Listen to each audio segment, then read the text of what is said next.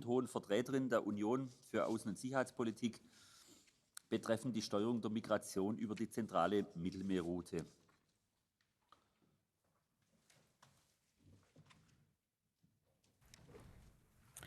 Frau Kommissarin, Sie haben das Wort. Mr. President, friends, the upcoming summit, informal summit we'll have in Malta starting Friday, will be for us, I believe, an opportunity to show that an efficient and at the same time human management of migration is possible and is a must if we work together, both as Europeans in solidarity and in partnership with our friends, countries of origin and of transit. We can and we must repeat once again, as we did here just 1 hour ago, that refugees must be welcome.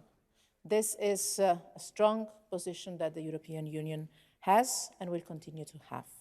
And at the same time, without any contradiction, on the contrary, with some complementarity, we can and must say that the pain and the deaths caused by smugglers have to be stopped. I've seen with my own eyes people that have managed to survive, stories that nobody should not only live but also even listen to. And I think that is first and foremost a humanitarian duty, not only to save lives but also to protect the lives of the people that are migrating. As you know very well, in the last 2 years, we've been working literally day and night to reduce human suffering, first and foremost, to reduce the loss of lives on the different routes leading to Europe, in the Mediterranean Sea, for sure, but also in the places where the loss of lives and the violation of human rights are less evident to the cameras of our TV stations, in particular in the desert. In the central Mediterranean, our Operation Sophia alone saved last year more than 32,000 people. And each and every of them, for me, it's a precious result of a work that finally we're doing as European Union. We apprehended also more than 100 smugglers that now are in the hands of justice. Our migration compacts with 5 African countries have started to substantially reduce the irregular flows. For instance, the number of people crossing irregularly from Niger into Libya has decreased to its lowest level in years. We see so that our action is delivering in real terms. It's starting to deliver in real terms, with always this first concern, which is human lives, saving them and protecting them. The report adopted yesterday by AFET and DEVE on the role of our external action on addressing refugees and migrants' movements encourages me to keep on this path of closer cooperation with third countries, including through regular channels for entering into the European Union. And here, on this specific point, I would ask your support, because among the commitments the European Union took with our partners at the Valletta Summit last year was also that of working more on the regular channels for migration. The more we work to prevent irregular flows, the more we have to offer regular channels. And we know very well this is a difficult debate in each and every of the member states, and also in this European Parliament. It is not by chance that back in December, the Commission increased the resources for different mobility opportunities. And this is just the beginning. Still, last year, we faced more than 4,500 deaths at sea in the central Mediterranean. And believe me, I wish we could name each and every one of them, because as long as we refer to numbers, it's much easier to forget them or to consider this as a phenomenon, while each and every of these people have an history, a story, a name, and a future. Should have. Yet, at times, we don't even have their names. This is why we need to do more. We all need to do more.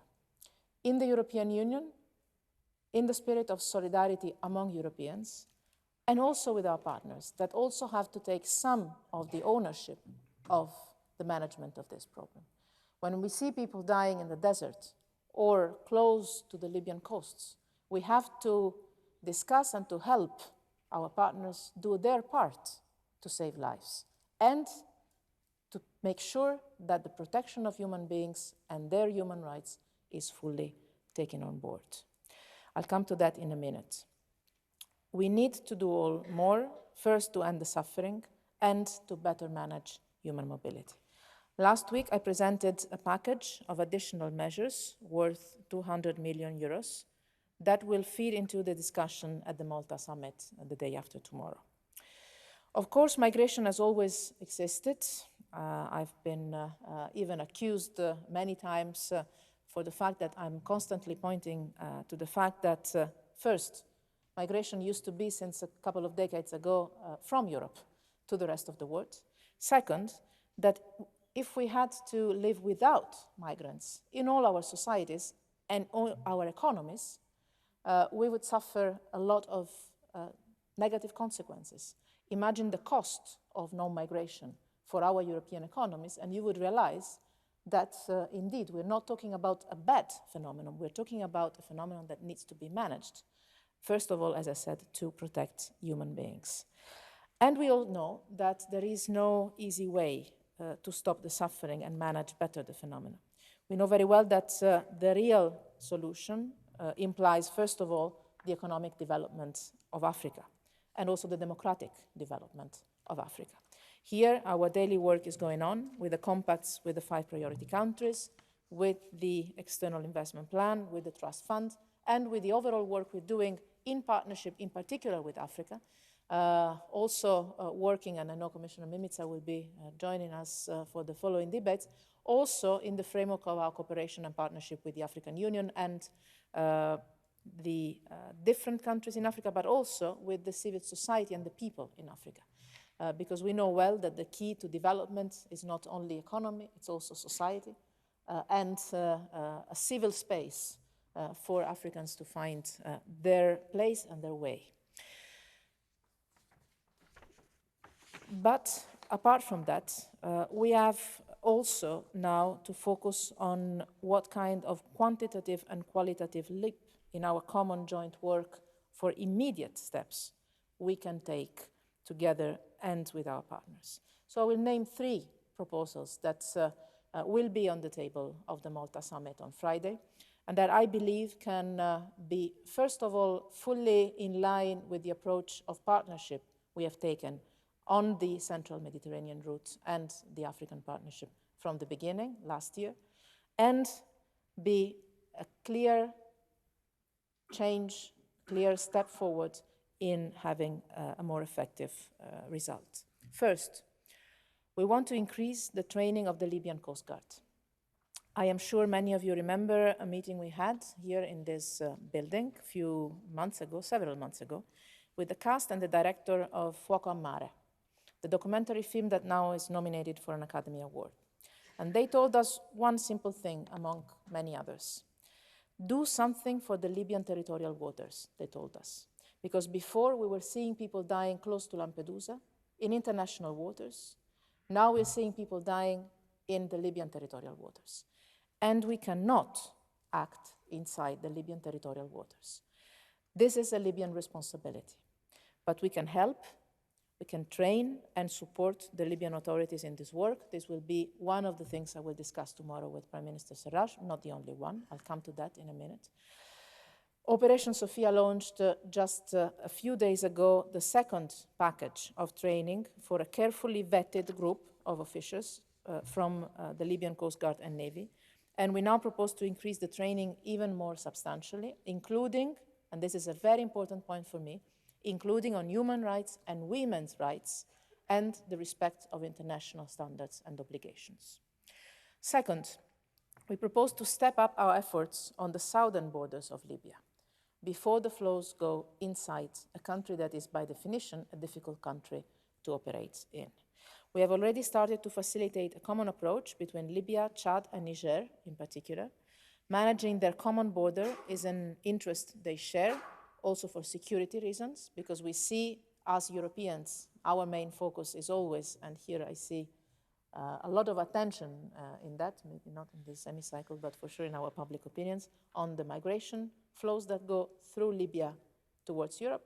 But there's also a flow of a different kind that goes from Libya to the south, to the Sahel, and possibly connecting with the Lake Chad region, and possibly with Boko Haram. So there's a security challenge there also to control the border south of Libya in a more effective way. So managing this common border is their common interest as neighbors, but it's also our interest as Europeans. We are acting in the region with 3 missions and operations. We are already training local security forces, including on the respect of human rights. I stress this because for me, this is a key component of all the training we do to local forces. And these are powerful tools. We can make them even more powerful, improving cooperation among all actors in the region and taking a regional approach, including working with the African Union and its newly elected leadership, as we have the new African Union Commission president being the foreign minister, having been the foreign minister of Chad just since a few days ago. Third, we will increase our support, or at least this is my proposal, to the International Organization for Migration and the UNHCR. For me, this is key, because you can act north at sea, you can act south in the Sahel, but the presence you have already now in Libya is there and will not disappear by itself. And we all know very well the human rights angle of this is extremely serious. So we have to find a way of addressing the dramatic situation of stranded migrants inside Libya in a very challenging security situation. I've met in recent weeks both Filippo Grandi, the UN High Commissioner for Refugees, and the General Director of the IOM, William Swing. Together we discussed ways in which the European Union can increase its support to the IOM and the UNHCR in order for them to work more and better inside Libya, and namely in the places where migrants are. Cooperation with these 2 organizations, for me, is the best possible way to guarantee the protection of human rights for migrants inside the country. A first project for 20 million euros was adopted in December under the Trust Fund for Africa. It will allow IOM to offer alternatives to a first group of 5,000 stranded migrants and take action to improve the dramatic condition in the detention centers. I believe that this will be really an element, a key element of our policy where we will need to work in team. UNHCR, IOM, and the European Union, together with the Libyan authorities, trying to create the conditions for this to work. All these actions are designed having in mind the bigger picture. It's not the issue of today's debate, but I think it is a must to keep clearly in mind that the key element of our work is supporting peace and reconciliation in Libya. Again, as I said, this is not the issue for this debate, but this is my main work. And our work with Libya goes far beyond the issue of managing migration. I know this is the top priority for political parties, governments, and public opinions in Europe, but believe me when I tell you, the main point for us is working on finding a political solution for the crisis in Libya. And this is what I've discussed with Marty Kobler, the UN Special Envoy, just a few days ago here in Brussels. And again, this will be the main point we'll discuss tomorrow with Prime Minister Serraj here in Brussels. Again, and by the way, this is also what we will be discussing with the foreign ministers at the Foreign Affairs Council on Monday. But while we keep working to reach a political solution for Libya, there is much we can do in the meantime. Working with the Libyan Coast Guard and Navy, working with the mayors and the local authorities, working with Libya's neighbors, not only east and west, but also south, as a Libyan neighbor ourselves, because the European Union is a neighbor to Libya. And with respect, trying to help and trying to focus on, as I said, a political solution that can bring the country to a stable democracy and uniting the country more than it is now.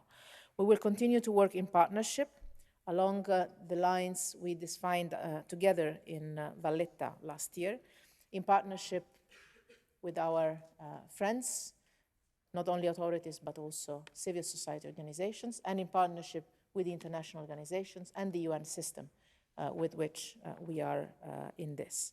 In a week's time, we will have in Malta the first stock-taking exercise of the Valletta Summit action plan.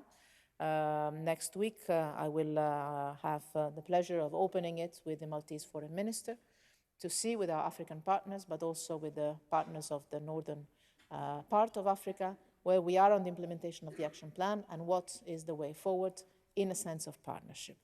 We have finally, as Europeans, I believe, started to do our part. We start to see some results. I mentioned the tens of thousands of lives saved, finally, but still, even if there was one person only dying at sea or in the desert, we see it or we don't see it. This is a responsibility and the problem that we are ready to try to solve. But again, it is not only a European responsibility, it's also a responsibility we have to share with our African partners and, in this particular case, also with our Libyan partners.